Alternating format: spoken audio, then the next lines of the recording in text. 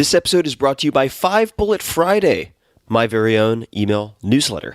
It's become one of the most popular email newsletters in the world with millions of subscribers, and it's super, super simple. It does not clog up your inbox. Every Friday, I send out 5 bullet points, super short, of the coolest things I've found that week, which sometimes includes apps, books, documentaries, supplements, gadgets, new self-experiments, hacks, tricks, and all sorts of weird stuff that I dig up from around the world.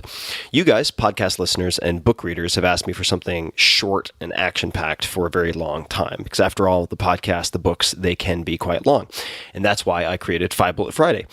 It's become one of my favorite things I do every week. It's free. It's always going to be free. And you can learn more at tim.blog/Friday. That's tim.blog/Friday. I get asked a lot how I meet guests for the podcast, some of the most amazing people I've ever interacted with. And little known fact, I've met probably 25% of them because they first subscribed to 5 Bullet Friday. So you'll be in good company. It's a lot of fun. 5 Bullet Friday is only available if you subscribe via email. I do not publish the content on the blog or anywhere else. Also, if I'm doing small in-person meetups, offering early access to startups, beta testing, special deals, or anything else that's very limited, I share it first with 5 Bullet Friday subscribers. So check it out, tim.blog/Friday. If you listen to this podcast, it's very likely that you'd dig it a lot, and you can, of course, easily subscribe anytime. So easy peasy. Again, that's tim.blog/Friday. And thanks for checking it out, if the spirit moves you. Optimal minimal. At this altitude, I can run flat out for a half mile before my hands start shaking. Can I answer your personal question? Now would seem an appropriate time. What if I did the opposite? I'm a cybernetic organism, living tissue over a metal endoskeleton. Tim Ferriss Show.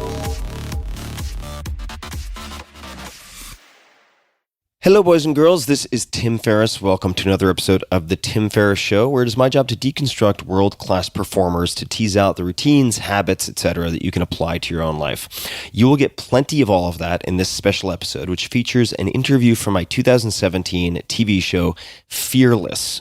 The less is in parentheses because the objective is to teach you to fear less, not to be fearless. Fearless features in-depth, long-form conversations with top performers, focusing on how they've overcome fears and made hard decisions, embracing discomfort and thinking big along the way. It was produced by Wild West Productions, and I worked with them to make both the video and audio available to you for free, my dear listeners, so thank you, Wild West. You can find the video of this episode, which is gorgeous. I think they did an incredible job, on youtube.com/Tim Ferriss. Remember, 2 R's, 2 S's. youtube.com/Tim Ferriss, and eventually you'll be able to see all of the episodes for free at youtube.com/Tim Ferriss. So you can swing over there and see what is currently up. Before we get started, just a little bit more on Wild West. Spearheaded by actor, producer, and past podcast guest Vince Vaughn, Wild West has produced a string of hit movies, including The Internship, Couples Retreat, 4 Christmases, and The Breakup. In 2020, Wild West produced the comedy The Opening Act, starring Jimmy O. Yang and Cedric the Entertainer. In addition to Fearless, their television credits include Undeniable with Joe Buck, ESPN's 30 for 30 episode about the '85 Bears, and the Netflix animated show F is for Family. Wild West has also produced the documentaries Give Us This Day, Game Changers, subtitle Dreams of BlizzCon, and Wild West Comedy Show.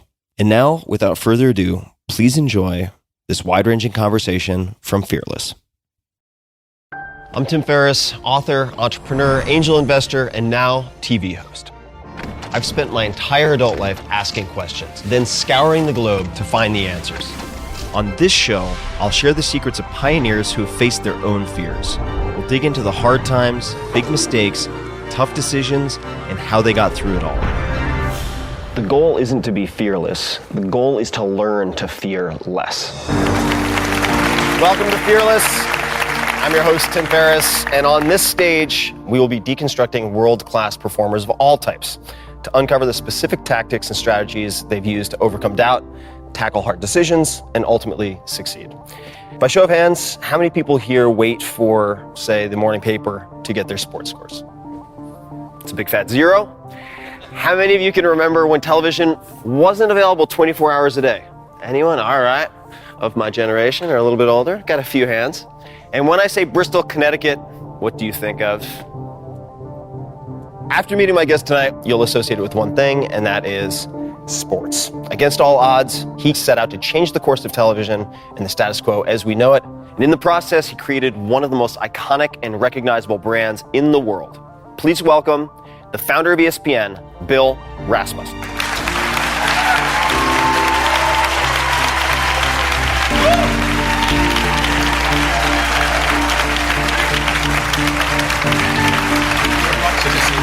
Watch your step. Bill, we have so much to talk about. I have so many questions for you. I hope you don't have dinner plans. Is that an invitation? I think that might be an invitation. But before we get to all the questions I'd love to ask, we have a video that I want to roll, and then I'd love for you to describe for people what it actually is. Okay. So let's take a look. Yea, verily, a sampler of wonders. Hi, I'm Lee Leonard, welcoming you to Bristol, Connecticut, 110 miles from New York City. Why Bristol? Because here in Bristol is where all the sports action is as of right now. Now, here's another innovation on ESPN, and it's going to be a big part of our future. The Sports Center with George Grand. He'll have the latest on what's happening all around. George? Thanks, Lee, and welcome everyone to the ESPN Sports Center. From this very desk in the coming weeks and months, we'll be filling you in on the pulse of sporting activity, not only around the country, but around the world as well. If it takes an interview, we'll do it.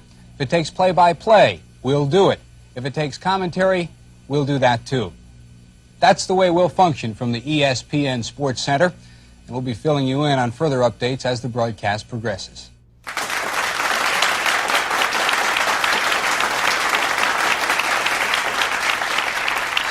So we're going to delve into, of course, the path that led you to that point. But what was the video that we just saw?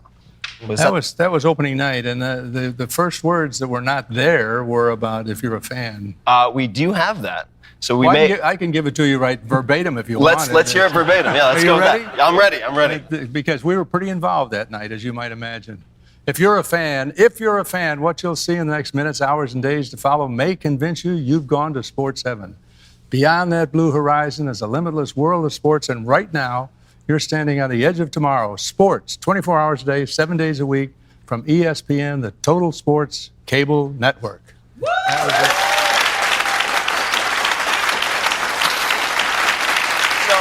That's better than tape, isn't it? So this, I guess, leads me to one of my very first questions. I've read that you were obsessed with sports as a kid. Now, did you have an impeccable memory for different aspects of sports? But what type of obsession was it? Well, it all started... This is a very appropriate time to be talking about this, since the Cubs have finally won. Are there any Cub fans around? We have to have Cub fans.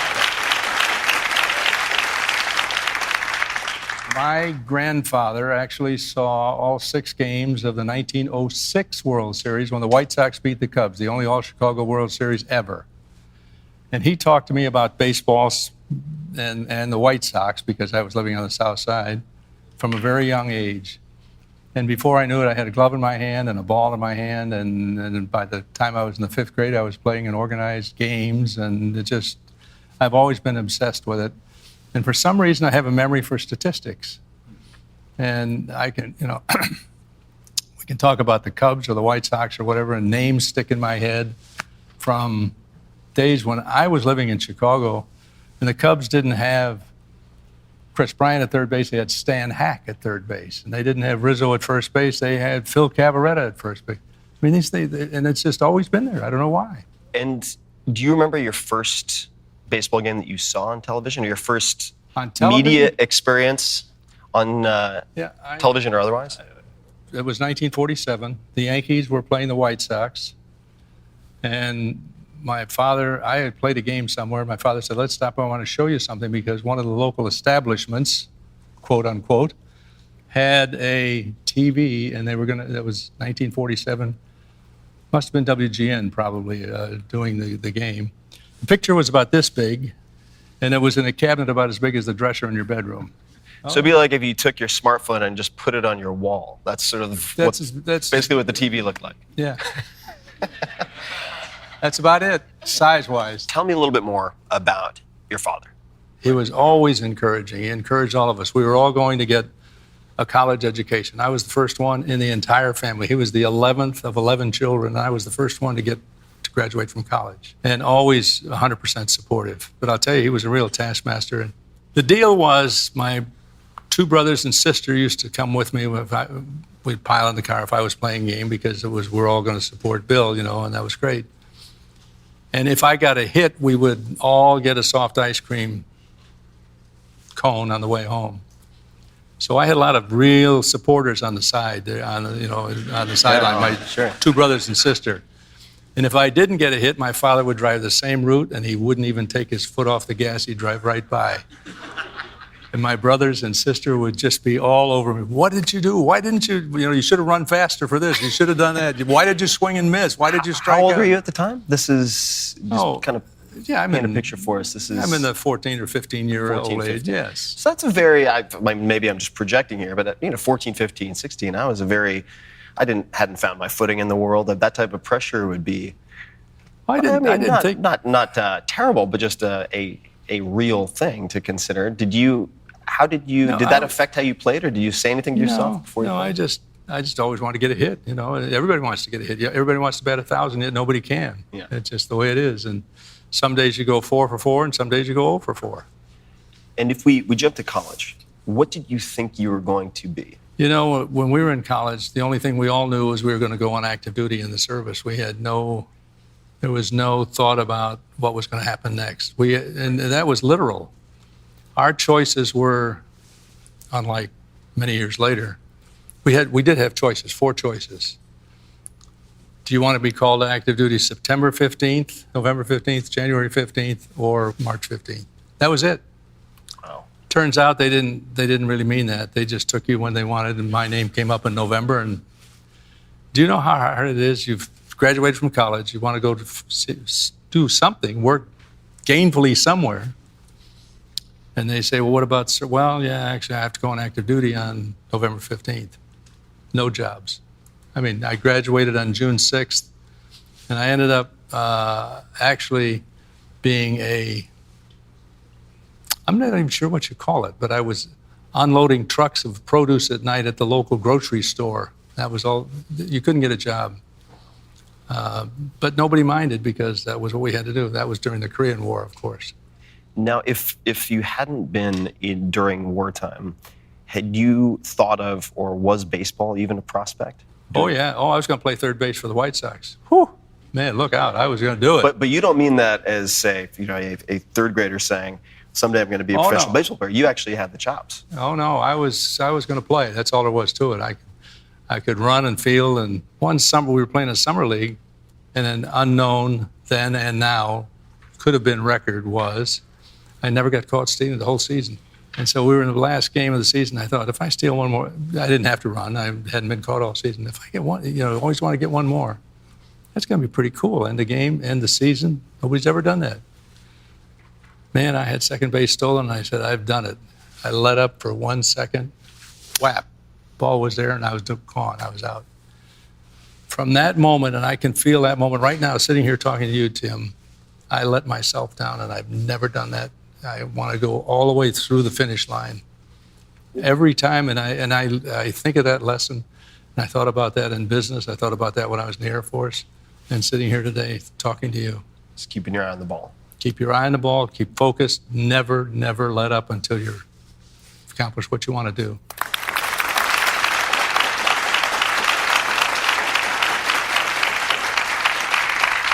And that's the difference, right? It's that last 2%, which separates being out from being maybe safe. it's the last 2/10 or 2 100ths, whatever it is. How did that translate to after college? You have a very long resume. You did a lot of different jobs, but how did that, say, translate to whether it's the Air Force or the business world? Well, when I got out of the Air Force in November 1956 and went to work for Westinghouse right after the first of the year. And was it at Westinghouse that you started to learn about advertising, television, things like that? Yep, it was. And I was working in the advertising department. And one of the things, to answer your preceding question, was the sales department would go out and the sales manager would have all of these. This was a national company, obviously. They were all, I don't know, they had, say, 12 or 14 districts across the country or regions. And they would go out and set up this great program, get all of the materials printed, get all of the corrugated displays printed, get everything in ready. And the problem was that this program would be introduced, and it'd be 14 weeks later before they got the material for the program. So I went to the advertising manager and I said, I have a great idea. I said, we've got to improve this, and are you familiar with carbon interleaved forms? Does that ever ring? Does that even? Carbon interleave forms. See, Are these like triplicates that leave an impression? I'm just guessing here. That's exactly what it was. All right. And so I said, let's make one and we'll color code them. One for this, they had the large lamp division, the automotive division, the photo division, so on. Different colors for each one. So if you're a guy who's selling photo lamps, you send in the right color. We've got 3 copies and we'll, send. Still didn't improve things. So I said, tell you what, I'll quit and start a business and we'll do that. And the business was Ad 8 Inc., started in 1959. It lasted, it may still be there, but I know 50 years later it was still functioning in Kearney, New Jersey. So you identified the need within a business while you were still getting paid, and then offered to solve it by starting your own business. By quitting and starting my own. So you already had a customer before you even started We did. your business. And you talk about making decisions about business. Of course, we stepped out and we had Westinghouse and we said, well, we'll see who else can do it. We went down the street, and small business here, small business here, small.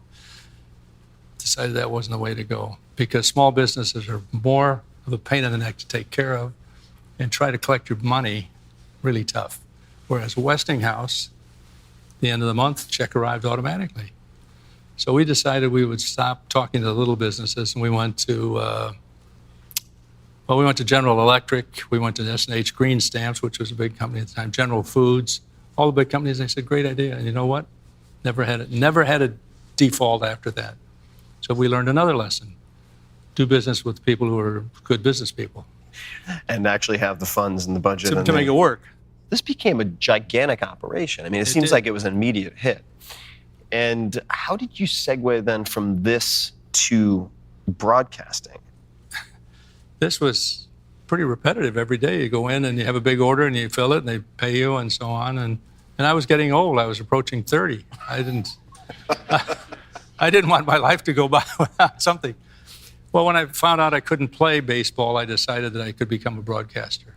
Now, I had no radio experience, obviously, because all I'd been is in the Air Force and Westinghouse and this. I'm not sure if you've seen a magazine called Broadcasting. And they used to run little 2-line ads, like little want ads. There was one for a sportscaster in Westerly, Rhode Island. And I can remember, just as we're sitting here now, walking in, hi, how are you, and so on. And did you bring a tape? Oh. Didn't bring a tape? No. Well, what station you work for? I've never worked for a radio station. He said, well, you answered this thing for a sportscaster. He said, why do you think you can be a sportscaster? I said, because I know I can do it. He said, you're kidding me. You don't have a tape, you've never done it, but you know you can do it. I said, yep. He said, you know what? Based on this approach, I'm putting a new station on the air in Amherst, Massachusetts. And if you'll help me put it on the air, you're my sportscaster. So, all right, hold on. I'm going to pause for a second. So the force of will, sort of chutzpah, right? That just willed that into existence. There's got to be a little bit more to it. Did you just stare him down? Or was it you let the silence do the work? I mean, what else was it? Well, no, I just told my story, and I guess it was just the silence, and he pondered, not very long. Yeah. And what I didn't realize is his station was going on the air. This is now October. He said, I'll start you January 1st, because they were going to have to do field strength testing of the signal and so on. Signal, right. What I didn't realize, it was Amherst, Massachusetts in January. The snow was about hip deep, and you had to go out into the farm fields and hold up this little, can you hear me now? One of those kind of things. And so we did that, and we went on the air on April 1st. So wait, did you have to do that? Yeah, that was part of the gig. That was part of the gig, yeah. So I had to go do that. And we went on the air April 1st, and then the University of Massachusetts was located, still is, in Amherst, Massachusetts. There was a small school then of about 10,000 students. I almost went to Amherst. Great school. So I said, why don't we do UMass football? Guy, he didn't care. He wasn't a sports fan. He said, I hired you as a sports guy. So I went up and I introduced myself to the athletic director. Hi, Warren McGurk was his name. Hi, I'm Bill Rasmussen, local radio station. we'd really like to talk to you about doing your football games. He said, you want to do the games? Go ahead. I said, I didn't say it to him. I said to myself, what did he just say? Go ahead. No requirement for discussion, no requirement for a contract, and especially no rights fee. So off we went and got the rights to do UMass football, but of course I had never done a football game because I had never done any radio before I got there. So how'd that go? What was your first game? Your first game like? It was fun. It was the University of Massachusetts at the University of Maine in Orono, Maine. We didn't have anybody else at the station, so I've been talking to their sports information people, and the sports information director, a veteran who'd been there for some 20 years, said he would be my color guy. So all the way from Amherst to Orono, Maine, I was thinking, should I tell him I've never done a football game before? Worse yet, should I tell him I've never even seen a college football game live before? I said, nah. Extraneous. Yeah, He'll figure that out on his own. Let's just go for it. So that's what we did. We just went in and started talking. Not a problem. Never heard a word. Massachusetts won 14-0. We drove all the way back, and he never said a word. And I didn't know you hadn't done this or nothing. I never said anything, and he never said. Don't tell. Yeah, he didn't say anything. I didn't say anything. We did the whole season. It was great. I mean, if you don't try, you never get anywhere. You know? I agree. You have to try.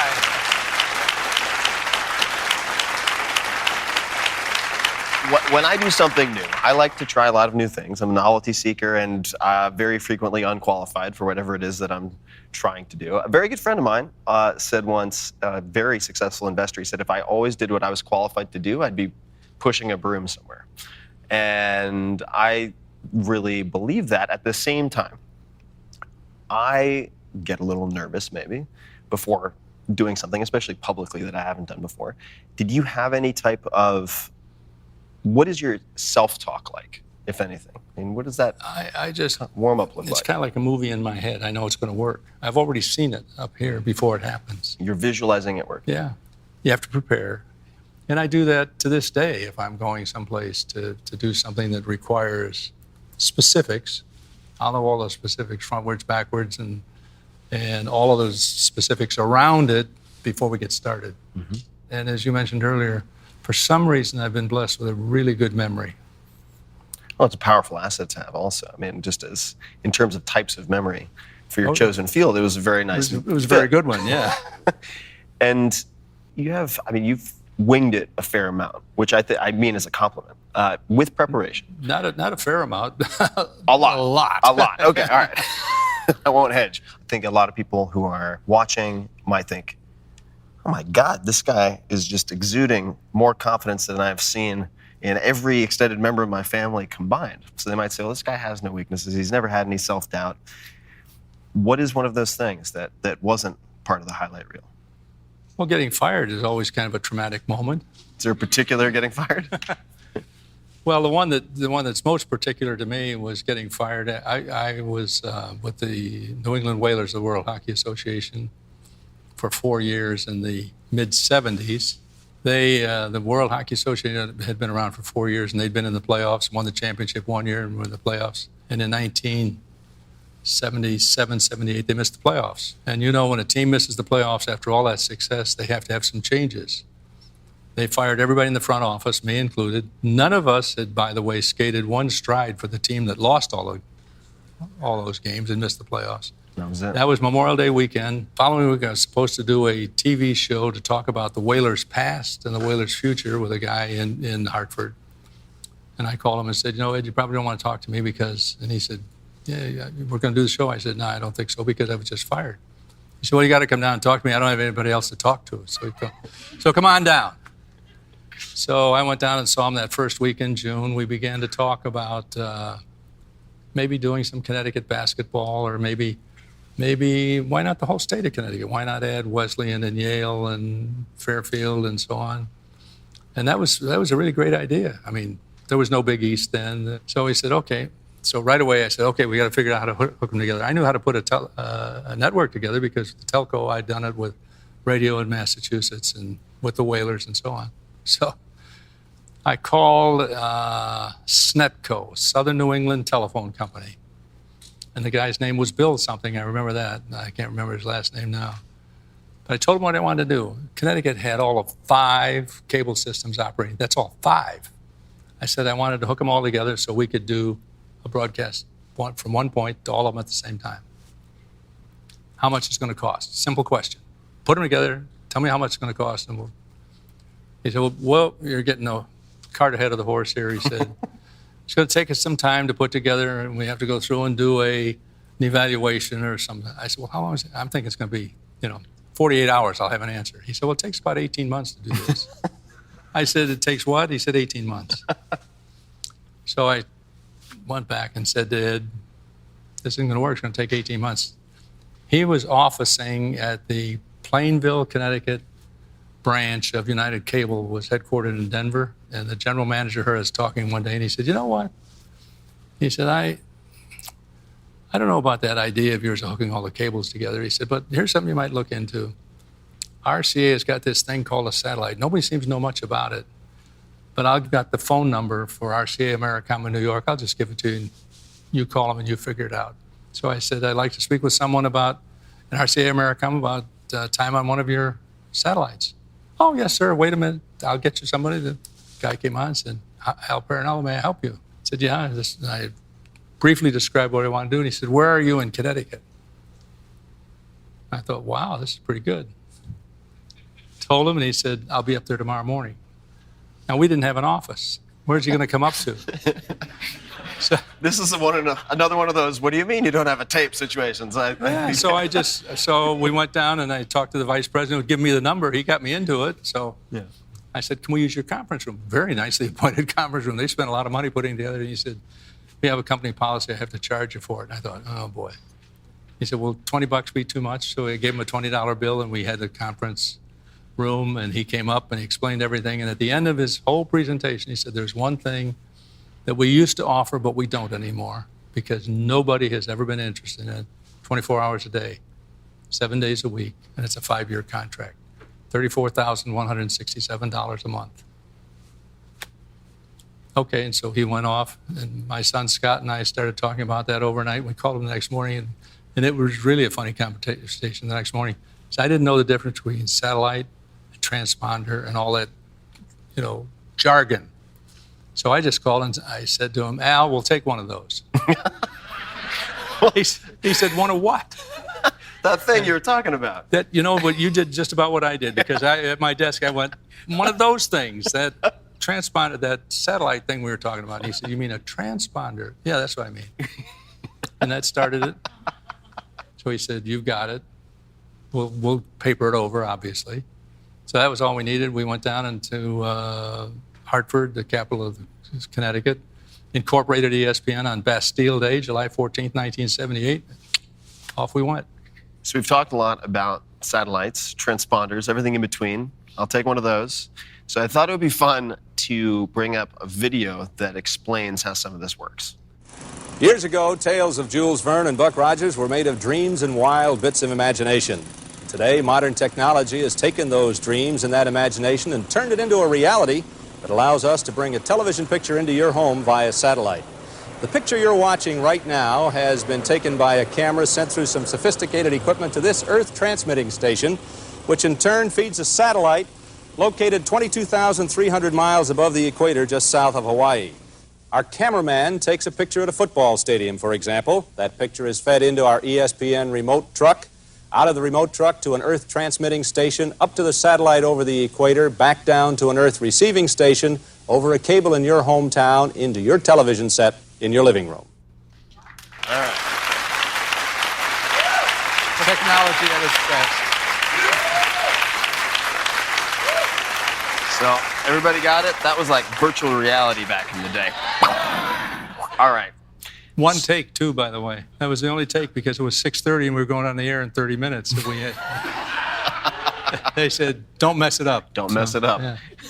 So ESPN, what was the original incarnation? You said you incorporated it. Mm-hmm. When you incorporated it, what in your mind was ESPN, and how did you choose the name? We knew we were going to do 24-hour sports at that point. We had made that decision. And a colleague, he was a partner in an advertising firm. One of their clients was the Connecticut Natural Gas Company, who was running a promo for an energy-saving program. Recognize the letters? ESP. To do animation in those days was very, very expensive, and we had no money. We started this whole thing with a $9,000 credit card cash advance, so you have to husband your dollars. We had this great graphic, and there was something circling the globe, and here was clouds and all this motion, and they had done it.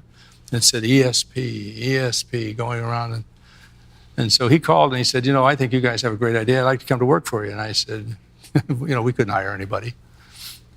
And I said, well, I'll tell you what, that Connecticut natural gas thing, if you can bring that graphic, minus the, no audio, just bring that graphic and we can put our own words to it, you're hired. He called me the next morning. He said, when do I start? I nearly fell over. I couldn't believe he'd pull it off. He got permission from Connecticut Natural Gas to take the stuff that they had paid for, the graphic, the visual, and brought it to us. And so we had the ESP. Well, that wasn't going to work. We thought we would be the SPN, Sports Programming Network, but somebody already had a satellite programming network, so we couldn't use it. So he had the E on the front end, and we figured we could add the N on the back end, and we'll see that the original version of ESPN was the E period, S period, P period network. And it was a kooky-looking logo, I have to tell you. And it sounds a lot like registering these days, websites, domains. You're like, oh, well, that one's taken, this one's taken. Well, if we add a letter here, subtract one here, add another one there. So now it's time to move ahead, and we're looking for funds. You got a nice chunk of change. We can talk about it. I think it was 9,000, 30,000 kind of family and friends. Correct me if I'm wrong. Yeah, that's right. And then Getty Oil Not quite. came. There was an interim step in there. There's an interim step. What happened? We had some appointments with some very, very big and powerful companies. The Pittsburgh Plate Glass people, the Campbell Soup Foundation. They were big companies. And was Taft Broadcasting, do you remember that? They went out of business. I don't know at what point along the way. Anyway, we went out there. I visited with them. I actually met with the board, and the chairman hosted me. We had a delightful lunch. We talked a little bit, and then he walked me to the front door and out into the parking lot for my rental car, and he said, we really appreciate your coming. He figuratively, patting me on the head and saying, you're a delightful young man. Thank you for coming today. But I have to tell you, your idea simply will not work. Oh, and one other thing. He said, there will be no cable television 3 years from today. Taft Broadcasting went out of business. I just don't remember when. Cable television's alive and well. How did you feel when he said that to you and dismissed you in the parking lot? I thought he made a mistake. He was a nice man. I wasn't going to say anything nasty to him. I had no negative reaction to him. I just knew he was wrong. I just thought he made a mistake. He had a great opportunity, and they might still be around today if he had made the right decision. That sounds cocky. I didn't mean it that way. But that was the sixth company we had been to, and then we ended up coming out to Getty Oil. Met with the vice president and explained the whole thing, and he was very skeptical and so on. But what I didn't know is that he was a gentleman who really liked the idea, because it was putting him close to television, and he lived in Hollywood and all this kind of stuff. And many, many years later, this finance manager told me, he said, you don't know this, but his office was on the 18th floor, and he called me when you left his office, and he said, I swear before the elevator got to the bottom floor, he had called me and said, George, we're going in the television business. Because he wanted to be in the television business. Was this a chicken and the egg issue? Were you basically saying Getty family is totally behind us, we got this nailed down, so you should really give us the programming? And then it wasn't just those two. It was, you've seen the jugglers who can throw 5 of them in the air at the same time? And this literally happened. If we were talking to Getty, we were doing very well with RCA and the satellite, although we hadn't signed a contract yet. But they were contractually obligated to you because they put the paper down already. Yeah. Nice. Good move. We are making a lot of progress with the cable operators. We have, how many? They never asked how many we had signed early on, but we were making a lot of progress with them. And programming with the NCAA, it's natural for the NCAA. Now, if we're talking to the NCAA, they say, well, how are you going to finance this? Oh, we're talking to Getty Oil. They are 100% behind this. As a matter of fact, their finance manager is coming in the next meeting so we can explain all of it. And it just went like that. And of course, when we were talking to the cable operators, it was, we've got the financing with Getty, we've got the programming with the NCAA, and all we need is you to let your subscribers know, and they will be fans of ours and customers of yours and increase your, you know. So the programming, though, I mean, that's the lifeblood. That was the key. In a lot of ways. I mean, you need the capital, but you also need the programming. So this is a good point to talk about something we have here that I'm not going to open up, and we're going to get to. Oh, you have a broken arm if you open that. Yeah, I can't open this. This is a shrink-wrapped copy of the original ESPN pitch deck to the NCAA. A, why is this shrink-wrapped? Well, and then B, can you describe? If you hand it to me, I'll show you what we did. All right. This is really easy. We had a very creative printer, and he was very much on our side helping us get things done. And I don't know if you can see what this says. He said, I'm going to design this for you because you don't know what you're doing. And I said, okay. And I said, well, we got to get these copies out to the NCAA. And he said, no, I'm not, you cannot do that. He printed 6 copies, shrink-wrapped all of them, and I said, why are we shrink-wrapping them? He said, because if you put an open book in front of somebody in a meeting, they will begin to flip through it before you finish saying what you have to say. Oh, that's very smart. If you put a shrink-wrap book in front of them, they'll be looking right and left until somebody else starts to open it. They won't touch theirs. And you get to finish your story, and then you cue them and say, now, open your presentation. And then we walk through it. That is very smart. And I've used this as an example. I can't tell you how many times. And it's a very, very effective tool. It's amazing. Because I've seen so many pitches. I mean, in my other life, I do a lot of investing in early tech mostly, and I've seen so many dozens of pitches fail because what happens is exactly what you said. People start flipping ahead. They're busy, they're distracted, and they're not listening at all to what the person is saying. And before that person can get 2 sentences in, they've already found an objection, and it's game over. Yep. So tell us more about the pitch meeting with the NCAA. So what were other keys of the pitch? Well, the first meeting was in October when we presented this book. So he said, well, I'll have to talk to Walter about this. But he said, the best thing you can do is keep working through the TV committee.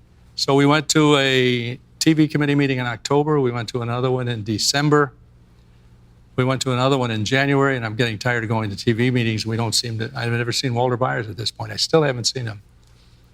On January 25th, we're at the Kansas City Marriott Airport, doing yet another TV committee meeting. And the back door of the meeting room opens, and it's Walter Byers. He comes in, sits down. Right in the middle of a sentence, doesn't say, excuse me, doesn't say anything, doesn't have a question. He just comes in, sits down. Hail Caesar, there he is. Yeah, where he is. He's there. So I kept talking. I mean, literally, I kept talking. And he stood up and he said, right in the middle, no introduction. I mean, everybody knew who he was. He said, how do I know that you're not just on a fishing expedition, you're just looking to use our name to go out and raise some money? To this minute, sitting here talking to you, Tim, I don't know why I said it or where it came from, but I said, you give us the name of your bank, and on July 1st, we'll deposit 50% of whatever amount we come to an agreement on. Sat back down. 2 guys next to me, J.B. Doherty from KS Suite and George Connor, the financial guy from Getty, turned about as white as this table. And worse than that, Walter gets up, walks out the back door, and slams the door and leaves. I was sure it was all over. Coppage adjourned the meeting. Tom Hansen came up and said, Walter wondered if you could stay over another night and come out to the office and meet with us. And that was January 25th. By March 1st, we had a written contract signed.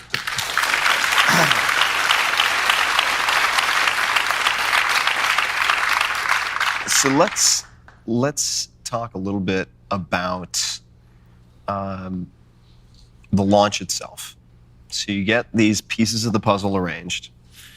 You manage to juggle successfully, and you have these incredible commitments. And by the way, I want to just underscore something for folks. It seems like, and please feel free to jump in, but you can get really, really far in life, further than you would expect, just by asking why not. I've noticed you brought that up a couple times. Like, why not? What's the worst that could happen?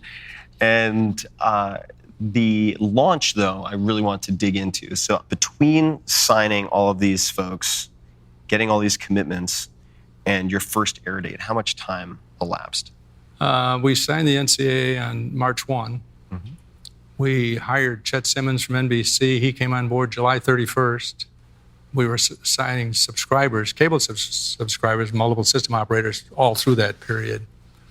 Chet came on board on July 31st, and we said we were going on the air September 7th, and he said, no, we're not, because the building hadn't even topped. They hadn't even finished the walls of the building to the point where they could put the tree on top and say, well, this is as high as we're going, you know. Chet was convinced we couldn't go on, but the contractor said, we'll have it ready for you.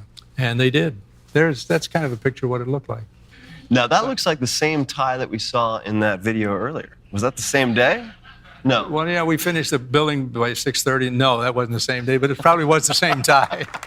So we have a photo of you guys in the control room behind the scenes. You could see how positive we all were. Yeah.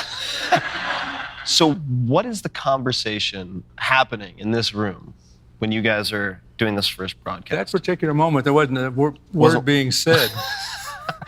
But in general, I mean, were there, paint a picture for us of that day? Picture at 6:30 at night, we're going on the air at 7. We hadn't recorded some of these things by that time, so there was a little bit of angst building among people. And we still had the contractor outside cleaning windows because we had all glass windows so people could see into the control room, into here and there. And speaking of the master control room next to the studio to run the show, it didn't work. ESPN actually went on the air from a remote truck out behind the building. We were on the air with ESPN for about a month from the remote truck out back, which is kind of funny, but that's the way it was.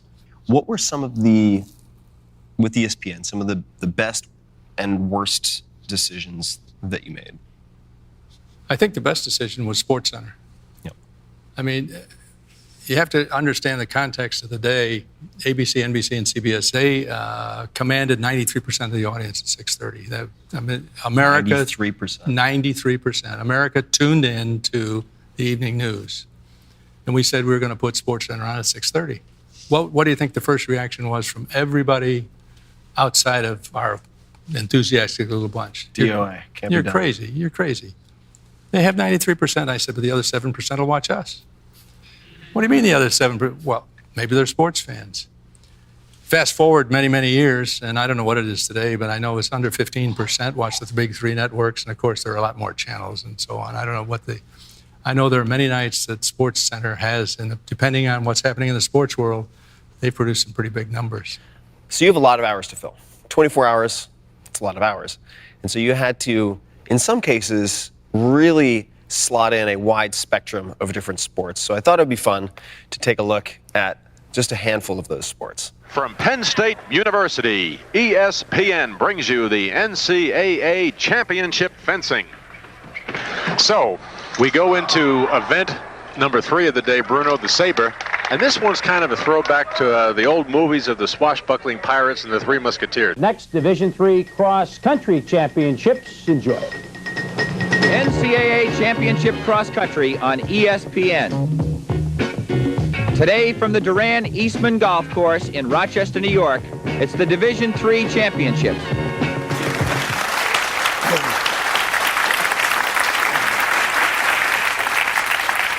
And you had some very esoteric I was going to use the word esoteric. It's hard to believe we turned anything down, right?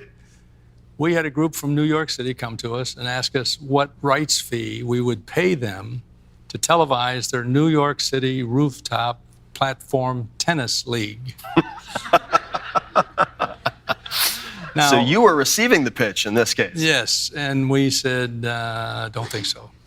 We had a lot of people presented serious proposals, but that one was probably the farthest out in. That was not in left field, that was in deep left field and farther. It was gone. Perhaps this is a good place to ask, just for people who are wondering, when did you leave ESPN? It was sold. Okay, so I can tell you exactly when I left. Yeah. It was 2:05 p.m. Friday afternoon, June 25th, 1984. Bill Rasmussen, more or ladies less. and gentlemen.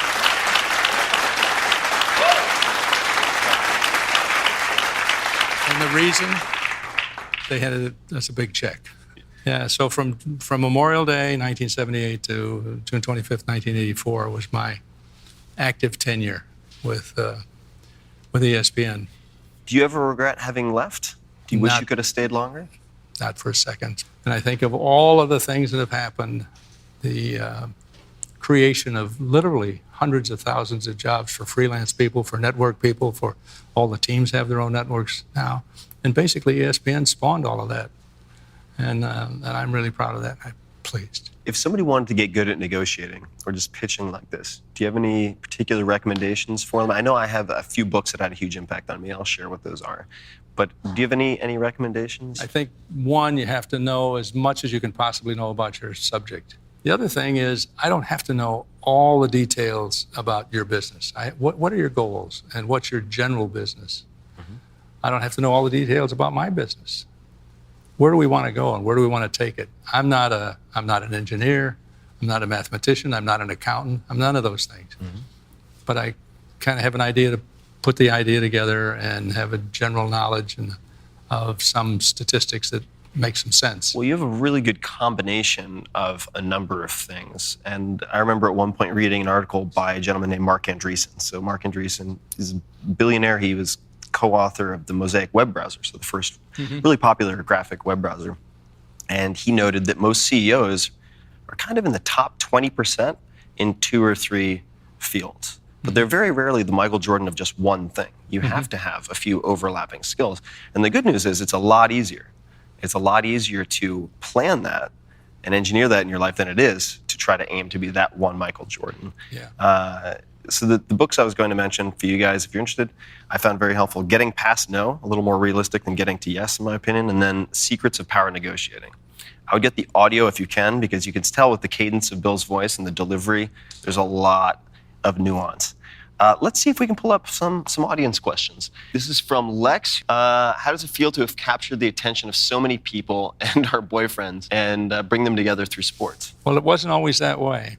In our early days, some of the men in the audience got so enamored with ESPN that we were on the air barely a year and we were named in a divorce action. A lady in Texas included us because her husband was paying more attention to ESPN than he was to her.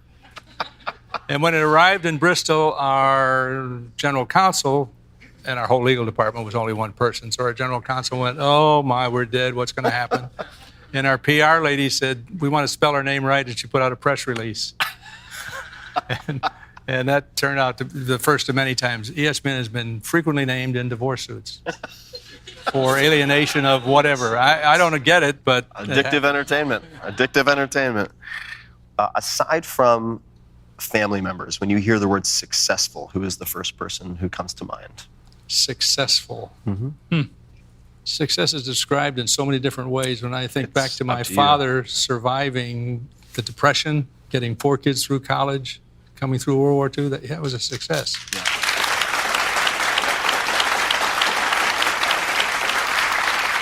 What is success to you? Getting a good night's sleep, I guess. You know. So this... Seriously, when you get older, you'll find No.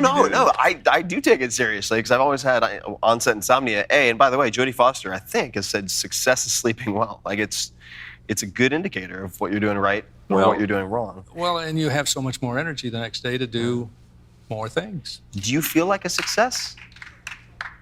Not really. You know, I'm just a guy from the south side of Chicago. I've been blessed to be involved in a lot of really good things that turned out well. But I don't, I don't walk down the street in my ESPN jacket across the back or anything. If you had to give a high-profile talk, 20-minute talk, on something that is not something you're known for, like ESPN, what might you talk about? I'm an avid reader, and I'm a serious advocate and a serious student of American history, all the way back to the Civil War, but particularly in World War II, and just because I lived through it. I mean, I lived through the military part of it. I was in the high schools in Chicago were all military. They all had ROTC units. We had the various and sundry parades were all, and it just especially living in the World War II period, you got such a sense of country and patriotism. Mm-hmm. If somebody wanted to immerse themselves in that, if you had a friend, student, doesn't really matter, someone who really wanted to immerse themselves in that history, what books would you recommend they start with, or any places to start? The first one I would, and I'm now reading it for the second time, and it's a little book, it's 789 pages. You have to immerse. I mean, you have to really get into it. It's called December 1941. And if you read that book, you'll find out so much about politics, war, America, and the resiliency of this country. It's an amazing, amazing book. What are your current challenges? Or if you had to pick one of your current challenges or problems that you're facing? We're starting a new business. It's called Hometown Networks. And what we're going to do is I have been an advisor to a company that has come up with an incredible, I don't know how they do this stuff. It's one single 4K camera, one microphone, and a little black box. You can produce any baseball game, football game, hockey game, whatever you want, soccer game. And he wants to do it for high schools all across America, or secondary schools, or town recreational areas, and so on. I think it's a great idea. So I've agreed to help him. So if I were to ask you then what's next for Bill Rasmussen, that would be a big component of it, sounds like. Yeah, that's what I'm doing now, because first of all, you talk about 4-hour work weeks. Well, you're pushing the envelope there. Getting aggressive, getting extreme. Yeah. Well, no. But I really don't want to work at it full, and I don't work full time in the sense that people think of going to work. Right. Work up here because you're thinking about things. But I think it's a great opportunity for not only youngsters playing, but for parents, for grandparents, for relatives, anywhere in the country.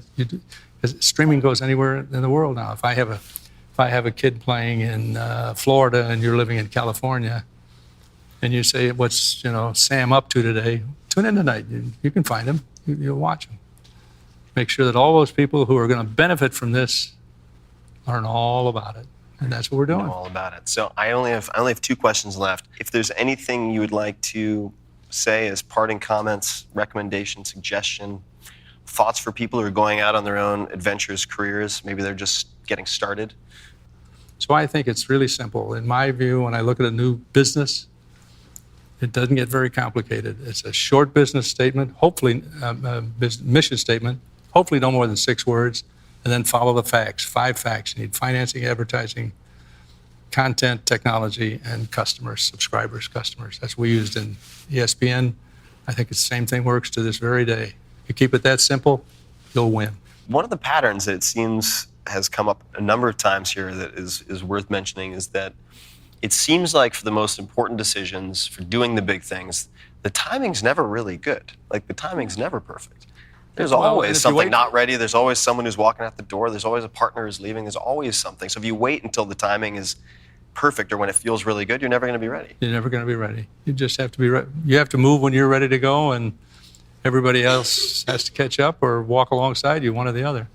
Or, as Ted Turner says, lead, follower, get out of the way.